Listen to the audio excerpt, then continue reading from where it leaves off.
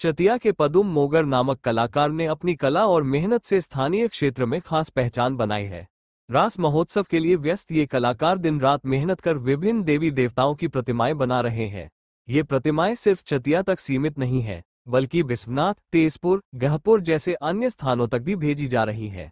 पदुम मोगर की यह कोशिश चतिया की कला को नई ऊंचाइयों तक ले जाने वाला एक बड़ा कदम है। रास महोत्सव के दौरान इन प्रतिमाओं में स्थानीय संस्कृति और कला की झलक दिखाई देती है, जो मंदिरों और मठों को एक नई पहचान देती है। इस युवा कलाकार ने न केवल अपने क्षेत्र के लोगों का दिल जीता है, बल्कि अन्य स्थानों पर भी अपनी प्रतिभा का डंका बजाया है। उनकी मेहनत और समर्पण असम की लोक संस्कृति को और अधिक समृद्ध बना रही है।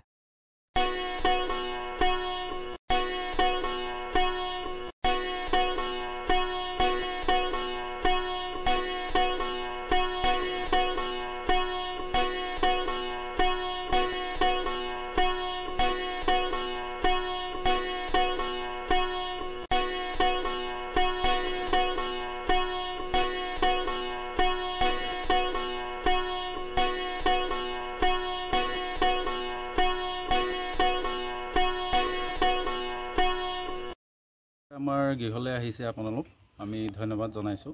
মই আমাৰ এয়া ৰাসৰ কাৰণে বনাইছোঁ। আমি এয়া বিভিন্ন ধৰণৰ আমি প্ৰতিমূৰ্তি বনাওঁ। ৰাসলৈ আমাৰ ৰাসৰ কাৰণে বনাইছোঁ। ৰাসৰ কাৰণে বনোৱা 2-3 বছৰ হৈ গৈ আছে। বিশ্বনাথ চাৰিআলি গোটেই অঞ্চলবিলাকত গৈছে, আমাৰ চতিয়াৰো গৈছে। আৰু অকল মই ৰাসৰ বুলিয়েই নহয়, মই মঠ মন্দিৰৰ কাম কৰোঁ আৰু নামসিংহ, গুৰু আসন এইখিনি কাম কৰোঁ। আমাৰ ইয়াত 3টা ছিষ্টেমত মূৰ্তি তৈয়াৰী কৰা হয়। ফাইবাৰৰো হয় বনোৱা আৰু পকাৰো হয়। আৰু আমাৰ এই ৰাসৰ কাৰণে বা ভাওনাৰ কাৰণে যিখিনি বনোৱা হয়, এইখিনি ওজনটো কমিবৰ কাৰণে আমি মানে অকণমান ওজন কমিবৰ কাৰণে থাৰ্মকল বা আমি পাতল জাতীয় কিবা বস্তু দি আমি তৈয়াৰী কৰোঁ। তেনেধৰণে কৰোঁ। গতিকে মইতো বহুত ধৰণৰ কাম কৰিয়ে আহিছোঁ, কলিকতাতো কৰি আহিছোঁ, শিকি আহিছোঁ। হ'ল আজি 3-4 বছৰ হৈ গ'ল এই মৃন্ময় শিল্পীৰ লগতে জড়িত মই কৰি আছোঁ কাম। আজিলৈকে চৰকাৰৰ ফালৰ পৰা কিবা সা সুবিধা পাইছানে তুমি? তেনেকুৱা বাৰু চৰকাৰৰ ফালৰ পৰা তেনেকুৱা পোৱা নাই। মই ভাবোঁ যে মোৰো আজি যিহেতুকে 2-3 বছৰ হৈ গৈছে এই বিজনেছটো, মানে আমাৰ এই মৃন্ময় শিল্পীৰ লগতে মই জড়িত হৈ থকা।